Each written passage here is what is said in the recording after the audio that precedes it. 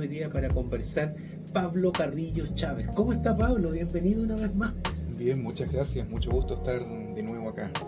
No, gracias a ti por hacerte este espacio de tiempo los martes para poder conversar de estos temas, decíamos. Y básicamente hoy día la idea, Pablo, ¿no es cierto?, es poder hablar un poquito sobre la efectividad de los tratamientos y también sobre la prevención de las recaídas, que son un tema tan importante y en todo orden de cosas, fundamentalmente cuando aparecen, ¿no es cierto?, las patologías y los diagnósticos. En general, la condición humana juega ahí un rol importante, y muchas veces el tema de la efectividad de los tratamientos está en tela de juicio. Hablemos un poquito del marco que otorga, que tiene este tema y sobre el cual tú quieres venir hoy día a conversar algunos asuntos, ¿no es cierto?, algunos elementos, pero primero algunos datos. Sí, bueno, efectivamente cuando comenzamos a hablar del problema del consumo de drogas en Chile, una de las primeras preguntas que aparece es, bueno, ¿qué se hace para resolver esto, para hacer frente a este fenómeno? Y uno va revisando que una de las cosas que aparece es efectivamente los tratamientos por consumo problemático en determinados dispositivos de salud. Mira, el dato podríamos pensar que es, entre paréntesis, un poquito desalentador, porque las cifras dicen, por ejemplo, de acuerdo a la cápsula del Centro de Estudios de Justicia y Sociedad, que depende mucho de la sustancia y del enfoque de tratamiento. Y los datos arrojan aproximadamente un 42% de abandono de personas después de los 18 meses que ingresan a tratamiento por consumo de drogas. Número alto, Es un número alto. Y versus un tercio, es decir, aproximadamente un 29% de personas que terminan egresando con alta terapéutica. Ese es el dato que desde los términos del trabajo terapéutico es que se intenta rescatar y se intenta de alguna manera sistematizar para que vaya aumentando. Oiga, Pablo, son datos contundentes. 4 de cada 10 abandonan y luego prácticamente 3 de cada 10 terminan egresando. Ahí ponen un desafío mayor a los equipos terapéuticos y podríamos de alguna manera auscultar, a visorar cuáles son los elementos que juegan en que estos datos también, porque me imagino que estos datos nacionales extrapolados a lo regional tienen relación, se dialogan entre ellos. Sí, bueno, dentro de las sustancias sigue siendo prioritario históricamente el tratamiento por alcohol y consumo de cocaína, que son las dos sustancias potentes a nivel nacional y también a nivel regional. Ahora, esto también tiene que ver con una cuestión cultural, porque son sustancias que aparecen como motivo de consulta, porque son las que más también se ha ido como difundiendo este discurso más saludista de que son un problema. Porque cuando se trata de la evolución de las nuevas conductas adictivas, a propósito, por ejemplo, de las pantallas, de las sustancias sintéticas, aún no está como todavía tan involucrado en este discurso como más de salud, ¿no? Como ya, que perfecto. no aparece tanto en el motivo de consulta, aunque ha ido cambiando la cifra. Oiga, Pablo, que importante que usted mencionó el tema de la adicción a las pantallas, entre otros, porque ese es un tema que hoy día yo creo que lo tienen, es una punta de iceberg, ¿no? Creo, ahí vamos a tener que estar en un minuto tocándolo un poquito más profundamente también, porque es parte de este mismo fenómeno muy contemporáneo por lo demás, Totalmente. de lo que está sucediendo, ¿no es cierto?, con nuestros jóvenes, niños, niñas, adolescentes y también me imagino con un segmento adulto, porque ¿tienes a propósito del dato del 42% abandono el tratamiento, 29% terminan egresando, el tema etario, hay alguna observación que ustedes hacen? Por ejemplo, ¿hay más adherencia en personas un poco mayores o eso no se cumple? Bueno, estas cifras son generales, pero sí, hay una correlación también en términos etarios, porque se suele percibir mucho más abandono en edades tempranas. Y por otra parte, se suele percibir una mayor capacidad de adherencia en adultos. Y al final no hay que darle tanta profundidad a esa lectura, porque uno dice, bueno, son personas que ya vienen de vuelta con varios porrazos, ¿cierto? Que vienen ya un poquito cansados de esta dinámica de una conducta adictiva y definitivamente quieren establecer un cambio y se comprometen con un tratamiento. A diferencia de, por ejemplo, población adolescente que recién, digamos, está como viviendo consecuencias medianamente severas y altamente severas con el tema del consumo. Perfecto, ahí está la explicación y efectivamente tiene mucha lógica. Examinemos algunos elementos para una estrategia de prevención, algunas cosas que debieran estar presentes o que ustedes también a través del centro clínico comunitario han podido detectar ahí y tenerla en la pizarra. Sí, bueno, yo hablo generalmente de una EPP, que es una estrategia personal de prevención, que se trabaja en contexto de tratamiento. Entonces vamos a hablar de estas estrategias que son básicamente un tema a trabajar desde un ámbito mucho más terapéutico, con acompañamiento de profesionales, psicoterapeutas, desde la terapia ocupacional, desde el apoyo social, y hay más o menos como algunas condiciones que debiesen cumplirse, como que uno debiese apuntar. Por ejemplo, la estrategia personal de prevención de un paciente, de un usuario, de un centro, debiese estar basada en el conocimiento personal, es decir, nadie más que la persona va a conocer su dificultad, sus inquietudes, sus conflictos que va entendiendo a lo largo, por ejemplo, de la terapia. Entonces debe reconocer sus propias señales de advertencia también con respecto a la recaída y entender, por ejemplo, factores desencadenantes. O sea, todas sus estrategias van a tener sentido en la medida en que él se vaya conociendo. Eso primero, en primer lugar. Luego, debiese una estrategia personal de prevención debiese incorporar estrategias de afrontamiento, es decir, técnicas para manejar, por ejemplo, los deseos de consumo, técnicas para afrontar las situaciones de riesgo. Le vamos a llamar situaciones de riesgo a todo aquello que incorpore factores que pudiesen desencadenar una recaída, un consumo. Y ahí podemos hablar de diversas técnicas. Por ejemplo, se está poniendo viene muy fuerte las técnicas basadas en la mente presente, ¿no? Como el mindfulness, técnicas que se suelen asociar como la relajación, aunque no es correcto hablar de relajación, son más bien técnicas como para poner la mentalidad en el presente. Sin duda, y no me cabe duda que han hablado mucho acá también de la importancia de las redes de apoyo. Debe tener redes de apoyo. Una persona, por ejemplo, que asume un compromiso de tratamiento, le va a costar mucho más si es que no cuenta con una red de apoyo.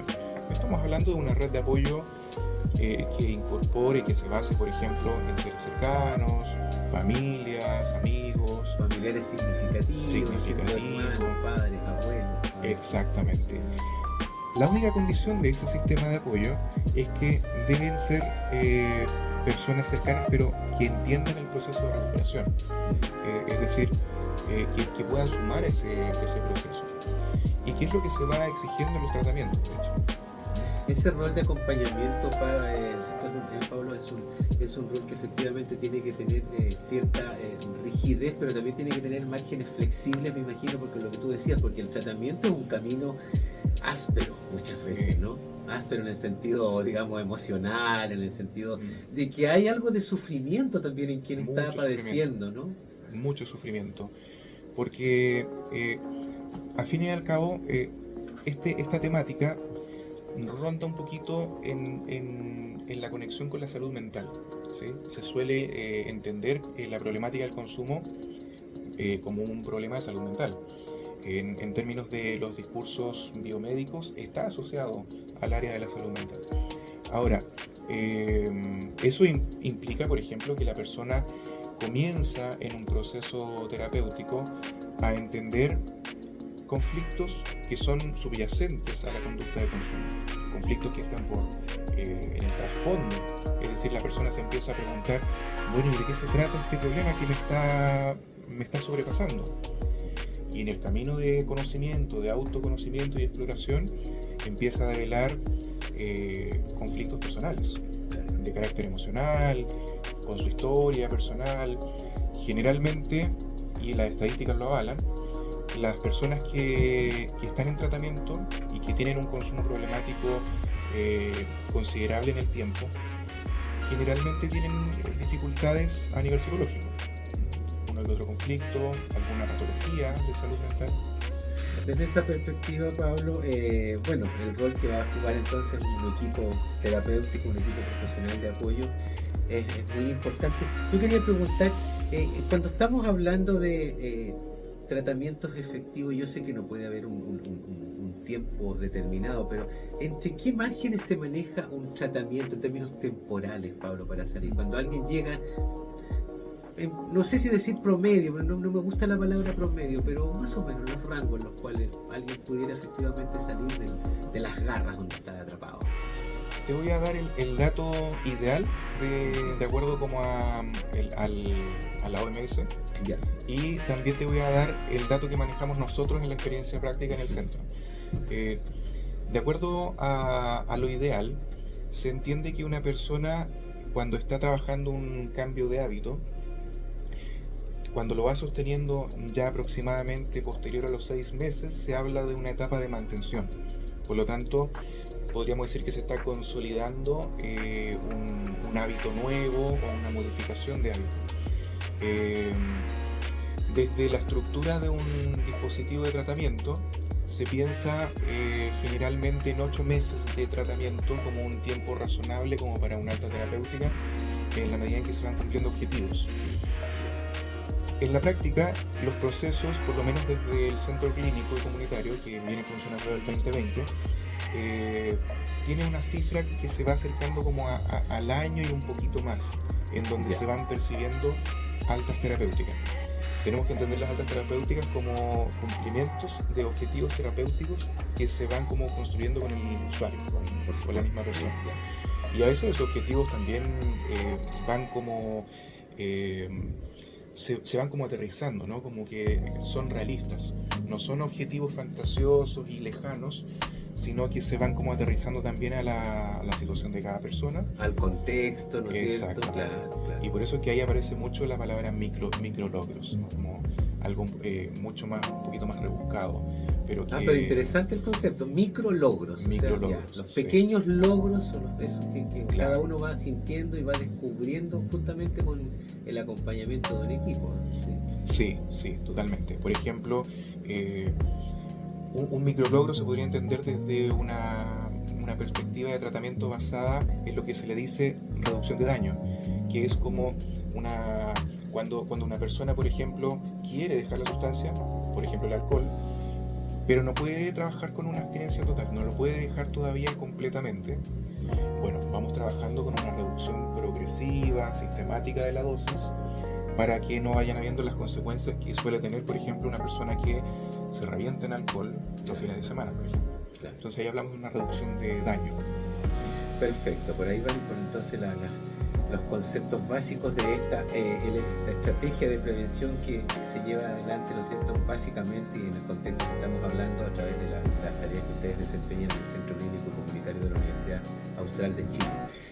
Pablo, para ir cerrando un poquito, porque este tema es largo, pero es muy interesante y el tiempo avanza, un poco lo que desde el Centro Clínico Comunitario reiteremos la invitación, por un lado, para quienes estén escuchando y de alguna manera les haga sentido, porque en sus propias vidas familiares también hay algo de esto y necesiten tomar un contacto. Yo te pediría que reiteremos los puntos de contacto, las redes sociales que tiene el centro, y también un poquito para cerrar este tema de la importancia que tiene, porque me imagino que también siempre está la posibilidad de la recaída, ¿cierto? Sí. Primero, los datos como para acercarse al centro y un poquito una reflexión final. Bueno, me pillaste con el número, en estos momentos no lo sé de memoria, pero el las correo, redes, el correo, sí. Y también hay un Instagram, me imagino. Hay un Instagram, sí. Vamos a buscar lo que al tiro nosotros también. El correo súper sencillo, es ccc@uh.cl. Perfecto. Ahí se reciben todas las inquietudes, las preguntas. Hay personas que escriben para consultar desde cómo se puede hacer, si es que hay cupo para ingresar, hacen de todo tipo de preguntas y se atienden perfectamente. Entonces, ccc@uh.cl, súper fácil para poder encontrarlo. Esa era la idea. Perfecto, aquí lo tenemos. Al tiro lo encontramos, ¿ves? pusimos CCC Watch y es CCC-Watch. Y por supuesto lo estamos siguiendo al Centro Clínico Comunitario, y ahí uno va avanzando y va efectivamente encontrando información de jornadas de autocuidado, invitaciones, qué sé yo, datos importantes. Pablo, una reflexión final, por favor, sobre este tema, la importancia de los tratamientos y sobre todo, ¿no es cierto?, en la prevención de recaída. La prevención la recaída es una etapa esperada en todo proceso, está considerada dentro de las etapas motivacionales de los pacientes en tratamiento, y la recaída también es una invitación a poder conocer mucho más acerca de la conducta relacionada con esta adicción o problema con la sustancia. Por lo tanto, no se le debe tener miedo, no se le debe enjuiciar. Muchas personas que ingresan a tratamiento piensan de que una recaída ya es una pérdida total del proceso, a veces desertan por esa misma situación, pero realmente es un paso que, si se aborda de manera adecuada, puede ser bastante enriquecedor e instructivo para la comprensión de los procesos personales. Bien, pues, Pablo Carrillo, psicólogo clínico y comunitario del Centro Clínico y Comunitario de la Universidad Austral de Chile, sede Puerto Montt, agradecidísimo de tu presencia hoy día, de acompañarnos en Vida y Adicción, y esperamos que efectivamente estas conversaciones vayan de alguna manera haciendo sentido en nuestra audiencia, pero también y sobre todo en quienes hoy día necesitan y requieren apoyo, atención, un correo ccc@watch.cl, y también usted puede entrar a las redes sociales de el ccc-watch en Instagram y encontrar la forma de contactarse y de solicitar también ayuda, ¿por qué no?, frente a estas situaciones. Muchas gracias, Pablo, por acompañarnos. No, gracias a ustedes por invitarme. Hasta pronto. 10 de la mañana.